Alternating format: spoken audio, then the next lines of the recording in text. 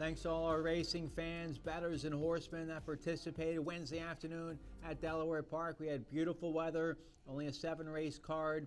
Handle was just okay, over 1.3 million on Wednesday afternoon. Now, last Thursday, there was the middle pick 5 was not hit last Thursday, and that carryover from the middle pick 5 from last Thursday will apply to tomorrow's card, Thursday, June 12th here at Delaware Park. We're going to have a nice carryover in that middle pick 5 starting race 3 tomorrow. There's the carryover, $5,975, low 15% takeout. Nice carryover Thursday, June 12th, middle pick 5 starting race 3, a little shy of 6,000. So start studying for that now. I have a best bet and price play for you tomorrow. I'll tell you about those at the end of the show. But let's get right to the action here for Wednesday afternoon. Race 1 would kick off the popular early pick 5. We were off the turf on Wednesday. Main track was fast. We're going a mile 70 yards on the main track here. Race 1 claiming 62.50. 3 and up, never won 2 lifetime. They'd bet over 65,000 into the early pick 5. Let's see who wins race 1 here with our announcer, Josh Brown. Away and running. Bad start for the 3, Sigmund. Duke of Dooley was the first one to pop with ease. Far outside on the chill is in the 12 path trying to join in. I Wanna Rock is right there too. And Sigmund now recovers to be in 4th, so that's the top 4 passing the 7 furlong point. Sydney's Bid came away in the 5 path in that 5th place position. Brother Lad rides the rail. Longest Ride is second last. And Blackwater Falls has a daunting task. So the long shot on the chill finally gets the lead, but had to work very hard to get there as Duke of Dooley yields to this long shot leader. I Wanna Rock is 3 paths deep for the backstretch run, and Sigmund with a poor start is right there in that 4th place position. 3 line up behind that one. The deepest runner is Longest Stride. Sydney's Bid is trying to move on through, but 5 paths deep. Brother Lad's behind a wall of horses, and Blackwater Falls is starting to tack on in a nice way. 4 furlongs to go, and On the Chill coming back to the face of the field sees a 4-pronged attack as On the Chill goes very wide once again. Sigmund is closing in with a red cap with I Wanna Rock right there too. Here comes Sydney's Bid, who's moving sweetly 4 paths deep. Duke of Dooley rides the rail, and Blackwater Falls looms a threat as they turn to the top of the stretch, and Longest Ride is right there too. All kinds of action in the last furlong and a half, and it's I Wanna Rock who kicks for home and leads by a long neck. Sydney's Bid continues to chase. Blackwater Falls gets interested late. They're homeward bound now. I Wanna Rock, that lead just evaporated to Sydney's Bid. Blackwater Falls is chiming in late. Far outside for Longest Stride. Brother Lad in behind a wall of horses. 100 yards to go. And from last to first in a blink of an eye, Blackwater Falls hits the front. Blackwater Falls is 25-1 to beat Sydney's Bid. Longest Stride, 4th place photo between Brother Lad and I Wanna Rock. Big upset winner in race 1. The 5-year-old son of Union Rags. Blackwater Falls rallies late underneath 7-pound apprentice Joshua Ortiz, and Blackwater Falls wins at a big price for trainer Don Bryant. Gets his 2nd lifetime win. He pays $57.40 in race 1 to kick off that early pick 5. So here we go. Race 2. We would start the early pick 4 in the 2nd race. We're going 5.5 furlongs, beaten, claiming 10,000 for the filly mares 3 and up. Let's see the action here from race 2. All set. Away and running. Great speed today from Smooth Pebble. Right next door is Tam Char, and up the inside, Kingdom Queen is right there too. Deep on the track trying to close in is Azure Lady in that 4th place position. True Sunshine has 1 beaten, and Smooth Justice is last of all. So a pace tug of war between Tam Char and Smooth Pebble. They pass the 4 furlong marker with a 1.5 length lead as they navigate the far turn, and Kingdom Queen rides that rail. True Sunshine takes that 3rd spot away. Azure Lady coming under under a ride, not responding yet. And Smooth Justice still last of all, 5/16 to go. And Tam Char calls the shot. She's slipping away from the opposition too. Smooth Pebble is trying to find a second wind. True Sunshine is off the fence. Kingdom Queen did not have it as they turn for home. And Tam Char is kicked away by 2. Now getting on track is True Sunshine. Kingdom Queen finally finds her second win, and here she comes. It's still Tam Char holding on by a 1-length lead. Kingdom Queen is getting closer but running out of ground and running out of time. Tam Char got it by a neck.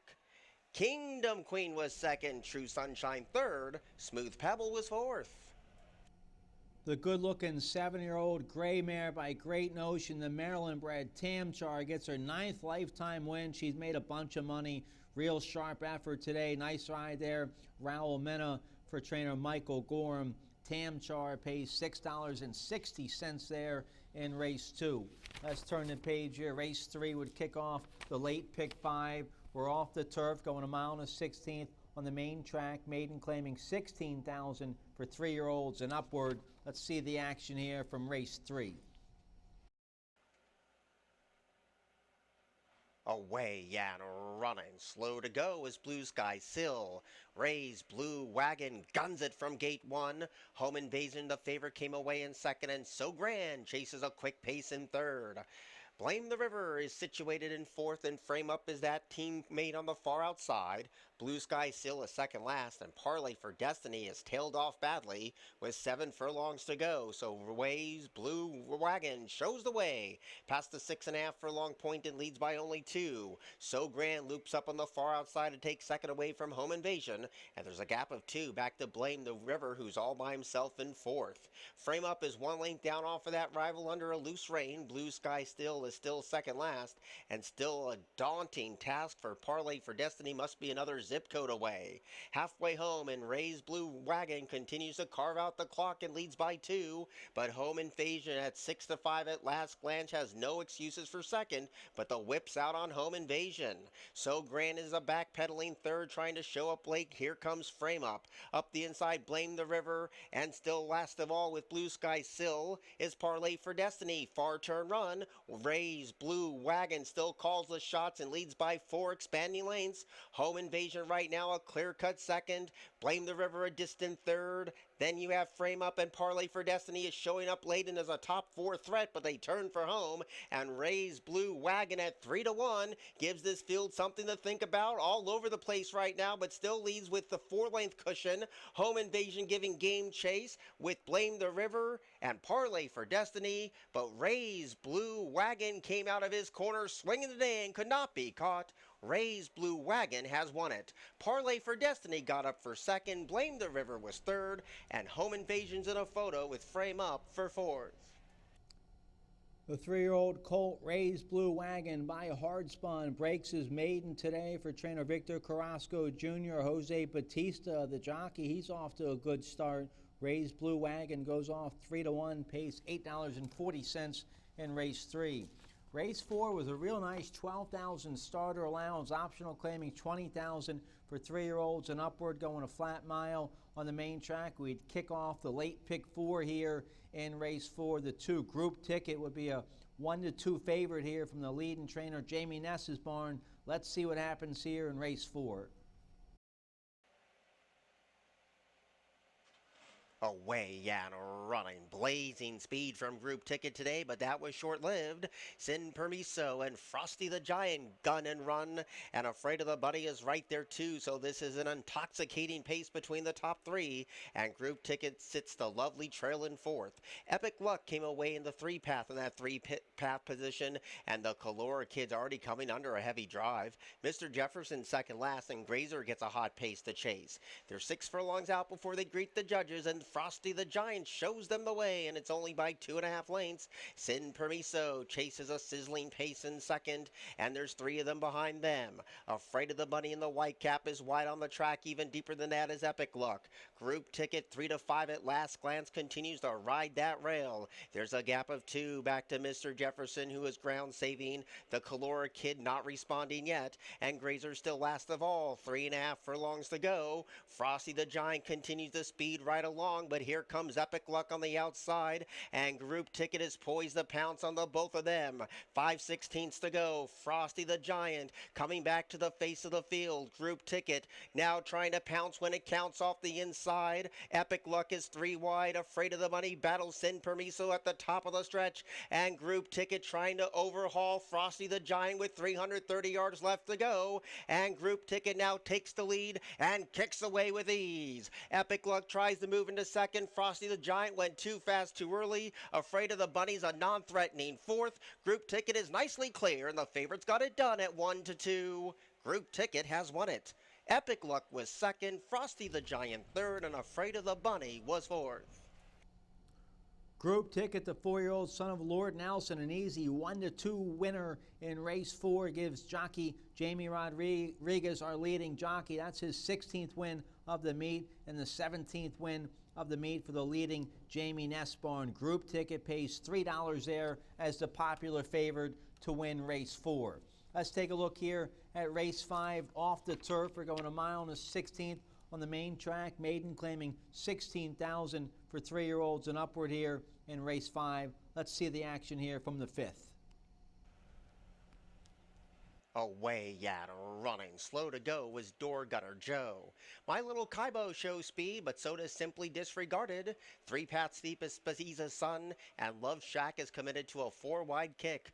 Door Gunner Joe guns it from the inside, and Josh is right there too. It's a close-knit field around the first of 2 left turns. So Simply Disregarded comes away from the pack and shows the way by only 1. My Little Kaibo tracks the speed in second, and Love Shack's committed to a very wide trip. Those are the 3 with 6 furlongs left to go. Spaiza's Son is 2 pats off the rail in fourth. Door Gunner Joe is the one who broke slow, and Josh is last of all. They go down to the 5.5, and it's Simply Disregarded 2-5 on that betting board and shows the way by 3/4 of a handy length. My Little Kaibo right there trying to chase down the favorite in second, and Love Shack's going to be caught wide on both turns. Spaiza's Son is wide and out of trouble in fourth. Door Gunner Joe rides that rail, and Josh gets a reminder to stay with the speed. Those are the 6 past the 3.5, and Simply Disregarded still makes play, shows the way 3/4 of a length. My Little Kaibo all in at the 3 furlong marker. Love Shack went wide both turns, and that was costly. Spaiza's Son is closing with good energy. Josh is wide, and Door Gunner Joe calls it a day. There's a quarter to go, and Simply Disregarded continues to lead. My Little Kaibo continues to hound. Spaiza's Son outrunning those odds as they turn to the top of the stretch. Simply Disregarded holding on to a 1-length lead. Trying hard as My Little Kaibo and starting to make inroads in the furlong grounds. And Josh is erupting late on the far outside, and here comes Josh with all the momentum at 9-1. Why didn't the announcer play it? Josh is going to get up to win. My Little Kaibo was second, Simply Disregarded third, and Spaiza's Son was fourth. Josh, the homebred for EQB Stable of Pennsylvania, breaks his maiden today. A 4-year-old gelded son of Wee Miss Artie. Angel Rodriguez picks up the winning ride here for Chucky Lawrence. Josh goes off 9-1 and pays a nice $21.60 to break his maiden today. If you hit the early pick 5 Wednesday at Delaware Park, congratulations. You had to have that $57 horse in the opener, then a $20 horse in race 5, a $3 horse in race 4. It still paid over $8,011 for the early pick 5 today. Congratulations if you had that. Let's turn the page here. Race 6, nice allowance feature of the day to kick off the late daily double. First level allowance for filly and mares 3 and up, going 6 furlongs on the main track. Some nice filly and mare sprinters here in race 6. Let's see what happens. Away and running. Good speed today from Good Call. Deep on the track is Drink This Cup, and one of 2 grays, Lalani Sue, is right there too.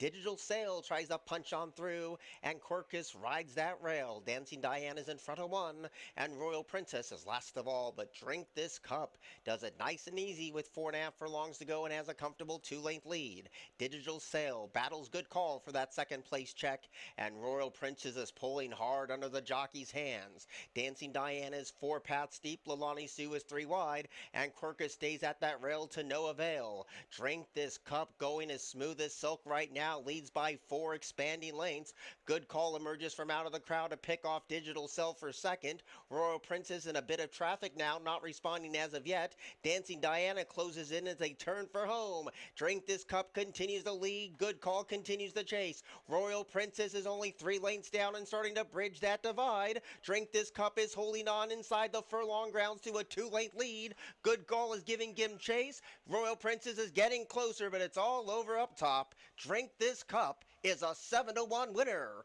Royal Princess second, Good Call third, and Dancing Diana was fourth. Drank This Cup, a 3-year-old daughter of Stay Thirsty. She won big in debut last October at Delaware Park. Came back and ran a clunker in her 3-year-old debut late May, but comes back in her second start this year, goes off 7-1, and a real nice win there for Drink This Cup from the Michael Stidham barn. Nice ride there, Julio Hernandez. Drink This Cup pays $16 there in race 6. That's the 12th win of the meet for Julio, and that's the 6th win of the meet for the Michael Stidham barn. They continue to stay red hot.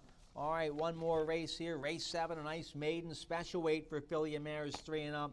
Off the turf, we're going 5 furlongs here. Trainer Michael Stidham would have a well-bred, homebred for Godolphin that would go off the heavy favorite 8. La Portada was a first-time starter. Let's see what happens here in race 7.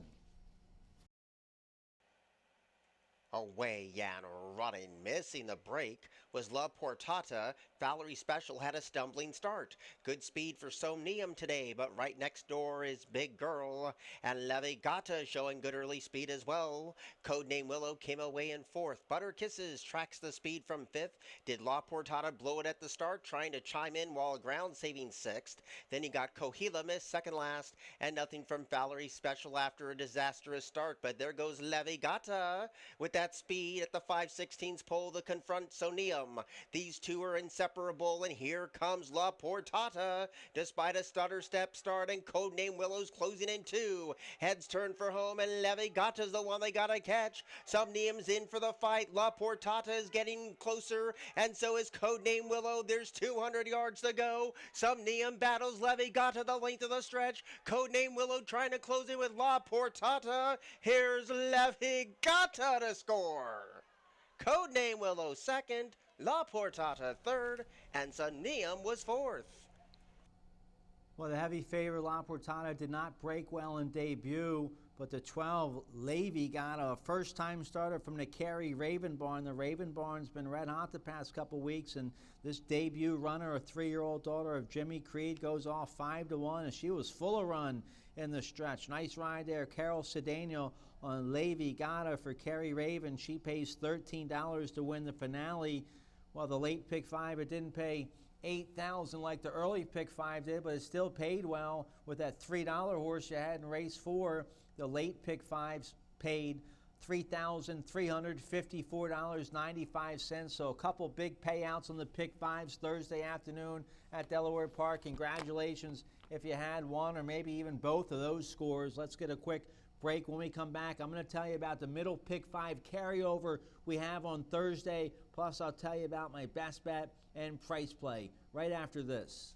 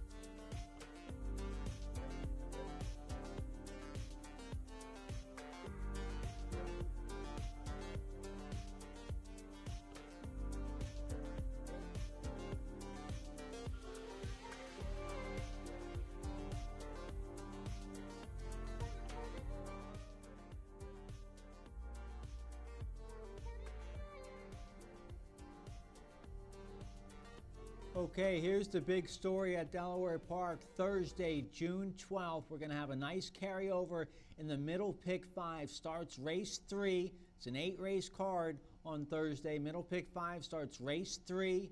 Low 15% takeout. And the carryover about $25 shy of $6,000. It's $5,975 in that middle pick 5 carryover starting race 3 on Thursday's card. So start studying up now.